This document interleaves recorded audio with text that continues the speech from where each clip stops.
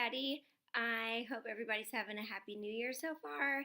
I just wanted to take a little bit of your time and just share what's been going on with us and with Phoenix so far in 2018.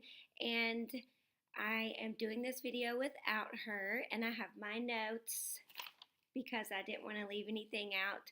But I really just wanted to be transparent with you and just share my heart, and I really wanted to just actually share some of my weaknesses and struggles that I've been dealing with. And the reason is because I want to share and highlight his strengths and how he's just reminded me of a lot of things this week already. So, basically, we went into 2018 ready, expectant. We were so full of faith and so excited. We're ready for open doors and double portions. And I felt like I had a brand new shiny 2018 sword to go and tackle everything and just go into battle. And I was just ready to face whatever it is and expecting victory and good reports and God reports. And then it happened. Nothing went as planned, and nothing has gone as planned. So that's just probably the best way I can explain it. But for example, the morning of the EUA on Tuesday the 2nd, I had this plan, and I'm a very creative person, and I can come up with quite an elaborate, detailed plan. And I was going to let her sleep till a certain time, and at 6 I was going to wake her up. And while we're getting ready at 5:40, I hear, "Mom, I need to throw up." And I was like, "What? That's not part of the plan." And so immediately I could begin to feel panic set in and anxiety try to just drown me and just overcome me. And I tried to push that away and just say, I rebuke the devil on all the attacks he's trying to do right now. Let's get to the surgery center, and we just have such a great report waiting on the other side, and that's why this is happening, just as a distraction. So we get there, and she is sick multiple more times in the waiting area, which had just never happened in the pre-op area. And so that became an issue. We had to try to overcome that, but finally she was able to go back, and they did do the EUA. And I want to make sure that I say, and I'm very clear, that we are so thankful for all the medical staff that help us and work with Phoenix, especially Dr. Holland. He's incredible. He's brilliant. And this is in no way anything negative about him whatsoever. He has been an extension of God's arm on this earth to us and to Phoenix throughout this time and this past year of our lives. Well, we met him in April, but those months. So the rundown from that was, he said that he was able to remove all the stitches. He said we get to come back in 4 weeks instead of 2, so that was a plus. And then he said, when Dr. Jack said her eye, all the defect was gone, was he looking under anesthesia, or was it a in-office visit? And I was like, why are you saying that? And immediately he said, the defect is still there. I still saw it. That's why I'm asking. And Dr. Jack had looked in office, and there's certain things you can't see. She has a protective contact lens on her eye, and so it's not something you could see unless you removed that. So he said that the defect was still there, but it does look like it's improving a little bit each and every time. And then he said things like, if it doesn't heal or it doesn't get better, we may have to do something, just take a few stem cells from your eye again. I was like, oh, okay, sure. Take what you need. But just things like that, things that I thought we had already, overcome and we're already past. Just the mention of them just became heavy and heavier. And so I actually said, I asked the question about the left eye. I said, what are you thinking about that? Are you ready for that? And the only way I can word it for you today is that I'll just say that's not in his plan. That's just not something that he's thinking about right now, at all. So that's just the best way I'll say it, and that's the only attention I'll give to that right now.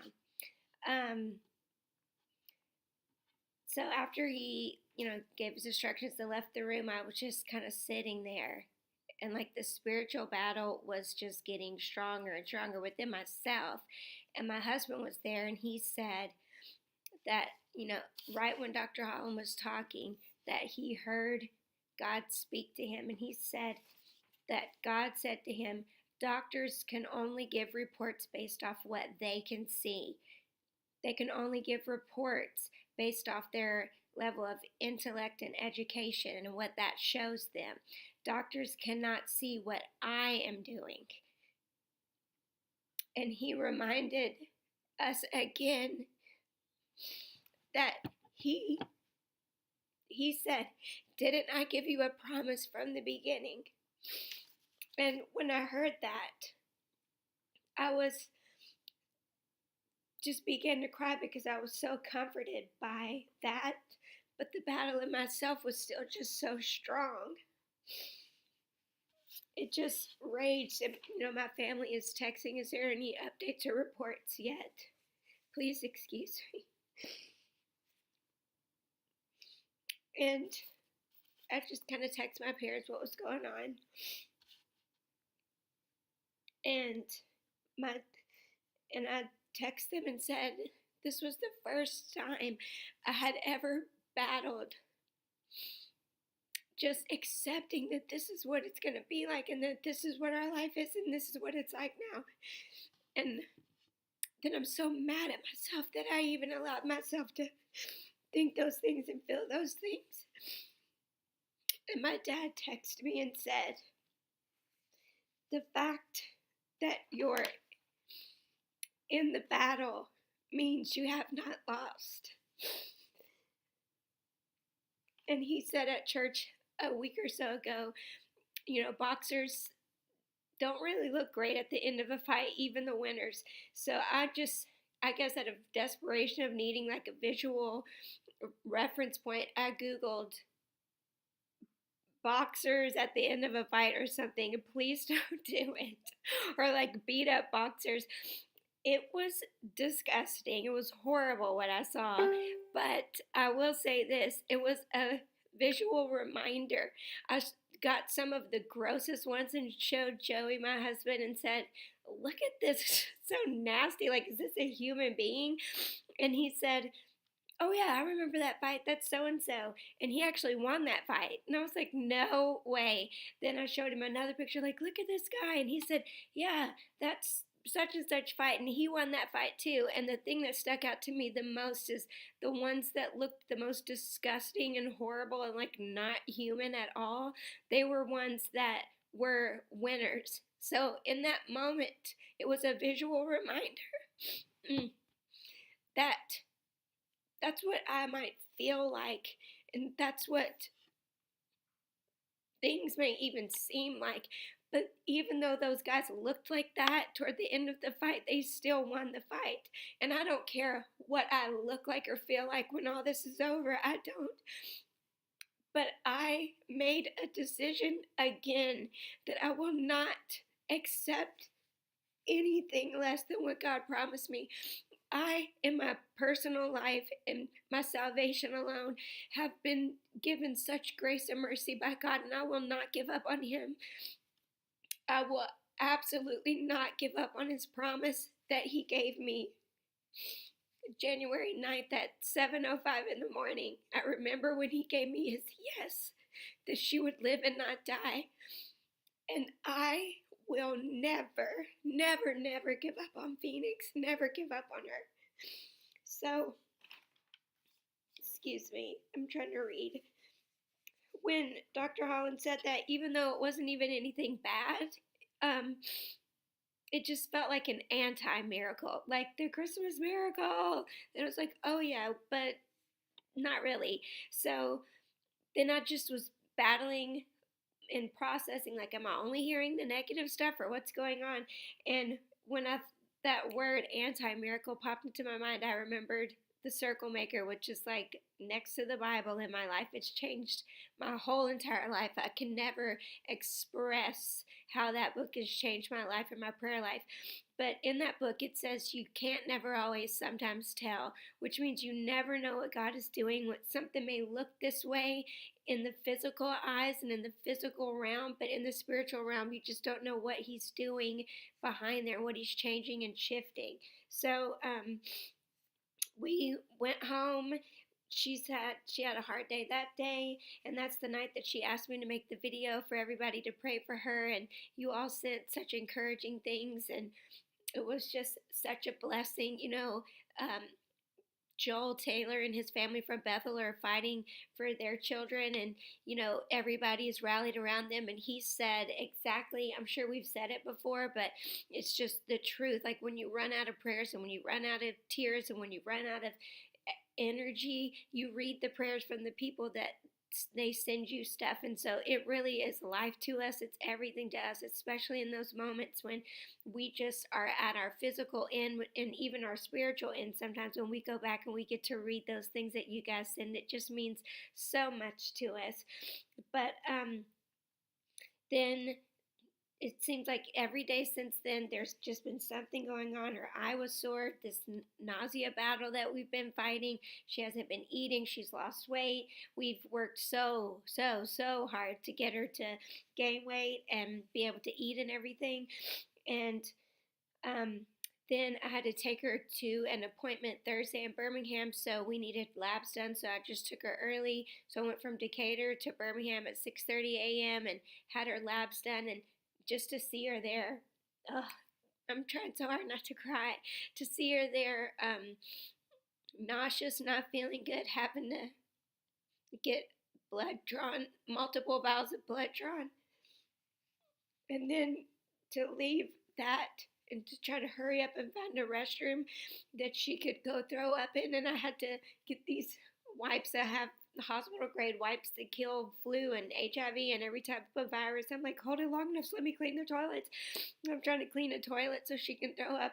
Sometimes, literally, it gets to a place where it's almost unbearable to just watch and experience and not be able to do anything about it, but just be there and just love her through it.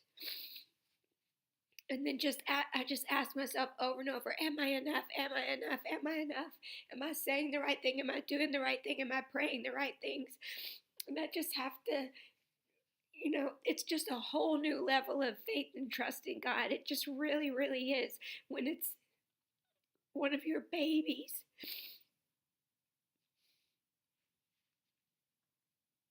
So after that was done, we get through that phase of the day. We have another appointment that afternoon. Then we left Birmingham to drive back to Decatur. The pediatrician calls, and because she's nauseous and her stomach hurts, they wanted to take a sample of something else. So we had to drive from Birmingham to Madison back to Decatur, and then her ENT wanted to see her that next morning. So the next morning I had to get up and drive back to Madison and be there at 8 a.m. And on my way there, I was just feeling so discouraged and just like, and so mad at myself. And then I was like, I need to put on some music. And so I was like, should I praise right now? Put praise music on? Like, what's the right thing to do? I just want to be right and do it the right way. And so I was trying to think and scrolling, and I'd push play and be like, nope. And then I just happened to remember an Eddie James song, Abba Father. And I was like, I don't even really remember what that song's all about. And I started playing it, and immediately I was just crying. I'm like, that's the one. That's the song I need to listen to right now. So I listened to it, and then as I was listening to it, I was just like, why do people say Abba Father? Like, I've heard that my whole life, and I'm not sure exactly what it means. I want to look up the definition of what that means. And so I Googled it, and there's so many different ways to say it, and there's so many different names of God and meanings of God and who He is. But literally, this one website said one of the most powerful names that God can be called is Abba Father. And the best way to describe it is just Daddy. And it gave me just a mental visual picture. Recently, I had looked through all the different pictures of Joey and Phoenix throughout this year, and almost every picture was him carrying her either to an appointment, to the car, from the car after a surgery, wrapped up in all her blankets. And it just made me remember that, like, I'm her caretaker. I do so much for her. Excuse me. I do so much for her. I'm her friend. Like, I try to make her laugh. We hang out. We chill. I am mean, nice, everything. But it gets to these places throughout this journey when she doesn't need me. She just needs her daddy. And it just was such a visual reminder that that's what God is to us. He's not just Father God and he's up there to judge us and to be crazy. Like, he loves us. He's our daddy. And so I just had such renewed revelation of who he was and who he is to and for us. And I could just picture him carrying Phoenix. And it's hard to imagine, but how much we all love her. He loves her even more than that. And so I trust him completely. And I know that his love is better than any earthly love anybody could ever give. And then I also just had like a thought, like, oh, he loves me like that too. And he wants to comfort me, and he doesn't want to see me trying to carry all this weight and trying to do all this by myself. He wants to do the same thing for me that I'm wanting him to do for Phoenix. And so that was just, I mean, I was a wreck. And this was all happening while I was driving, of course. So if you were on the road Friday morning, I'm so sorry. But so just to kind of, wrap this all up, I'm so sorry that it's been so lengthy, but, there's some times in our journeys where we just need to stop and be transparent. That's what I just have felt so strongly that I needed to do for somebody out there, just to know that, we post a lot of the victories and we want to celebrate with everybody. And I might type something when we need prayer, but I don't let you see this part of us, only because I don't want the devil to have any room to use anything or anyone's words to pity pat when I'm upset or when I'm having a hard time. I need people to say, I get it, but get over it. Like, you've got a battle to fight. Don't give up. You need to keep pressing on. And so I just felt like I needed to be transparent and let you know that it's normal if you're facing things that are difficult, but you just have to hold on to the promise, even when everything looks opposite of it, when it looks like you're not anywhere close to the end, when you're tired, when you're weary. You just have to remember to let him be everything that he wants to be for you and that he can be and that he is. But we just have to say yes to him and let him be that for us. So it doesn't matter how you look or how you feel. Just remember the promise. Hold on to the promise. He hasn't given up on us. We can't give up on him. And when he said that he was going to make her whole, that's what I'm going to believe for, and I won't stop circling and praying until it's a confident expectation that something will happen. I am going to press in and circle until she is whole and until we see that manifest in her physical life. We need provision for the vision. That's what everybody says in like pastor terms for the church, vision of the church.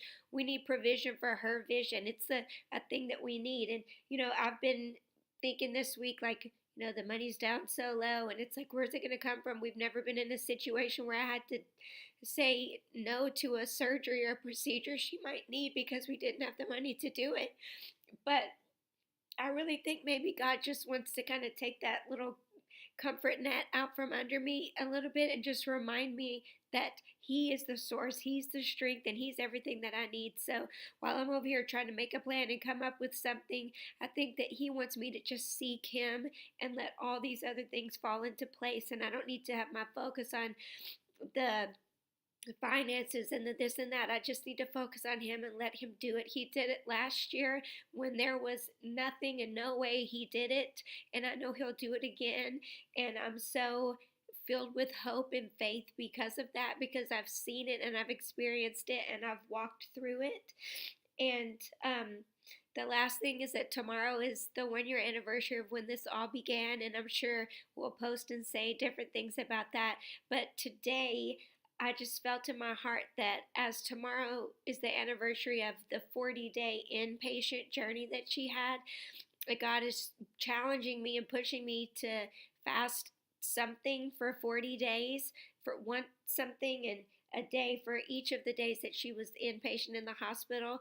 And a 40-day fast has been on my heart this whole time. I just haven't known when it was right and when to do it, and if it was just me or if it was God leading me to do it. So I do feel like the time is right and it's ready to do it. It's not going to be a total fast. It's something I'm going to have to pray about today, because I mean, it literally just dropped in my spirit this morning. So I'm going to pray and fast something in some way and figure that out today. But each and every day of the days that she was in the hospital, those miracle days when it was so dark and it was so scary and so horrible, um, I'm going to celebrate and sacrifice something to honor what he did in her life and to thank him for his goodness and his mercy and grace. And I love each of you so, so, so much. I'm so thankful for you guys. I'm so thankful for your commitment to us. Like I always say, I didn't know if it would be such a long-term commitment, but it is what it is. And I'm so thankful and grateful. And I couldn't have a better army of believers around us who lift us up and hold our arms up. We're so thankful and grateful. Please pray for the 3 areas that we're focusing on this year for Phoenix: is her eyes, her vision, that it would be completely restored, eyelids, eyelashes, everything, the surface of her eye, her cornea, her skin, every single thing would just be in perfect condition, better than before, completely restored, that her skin would be made whole and that there wouldn't be any spots or uneven places. That does bother her, and that's something that's important to her. So that's something that I've told her that I will commit to her to pray with and renew that daily prayers for that about with her, is for her skin to be even and clear. And the last thing is just for provision, that God will make a way like he has every other time, and then it wouldn't be a matter of can we afford to do this, but it just would work and fall into place, and that wouldn't even be an issue. So we're so thankful, we're so grateful, we're believing still, even now. It doesn't matter how things have gone this week and how things started. Even now, we still believe in the God of 2018. It's going to be a great year, a year of open doors, a year of double portion, of miracles and just expectation. I can't wait to see what he does in our lives this year. And we're so thankful and so grateful for everything that he's done so far. And thank you for listening to the super long video. I apologize for the length, but I really just felt that God wanted me to just take some time to really be transparent and share my heart with all of you. So be blessed and thank you.